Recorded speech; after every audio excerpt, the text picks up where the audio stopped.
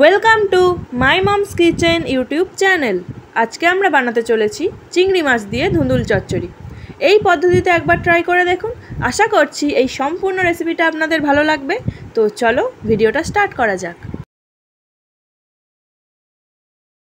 প্রথমে চিংড়ি মাছগুলোকে নুন ও হলুদ দিয়ে ম্যারিনেট করে নেব।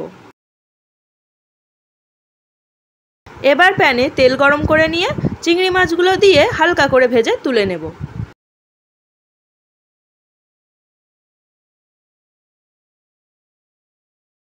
কড়াইতে তেল গরম করে নিয়েছি। এবার ফোড়নে দেব শুকনো লঙ্কা, 5 ফোড়ন ও তেজপাতা।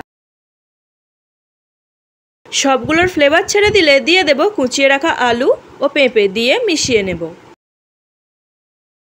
এই স্টেজে দিয়ে দেব কেটে রাখা ধুদুলগুলোকে। এবার সবগুলোকে ভালো করে মিশিয়ে নেব।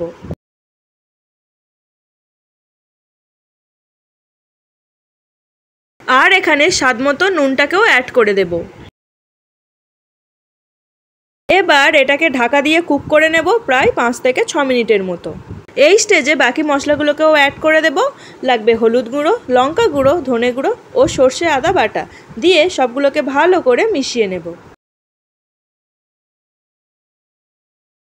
আর দিয়ে দেব ভেজে রাখা চিংড়ি মাছগুলোকে দিয়ে মিশিয়ে নেব।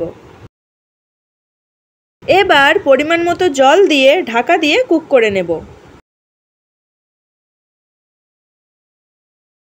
জল শুকিয়ে আসা পর্যন্ত ভালো করে কুক করে নিতে হবে। আমাদের আজকের রেসিপি চিংড়ি মাছ দিয়ে ধুন্দুল চচ্চড়ি পারফেক্টলি রেডি হয়ে গেছে। রেসিপিটা আপনাদের ভালো লেগে থাকলে অবশ্যই একটা লাইক, কমেন্ট অ্যান্ড সাবস্ক্রাইব করে দেবেন।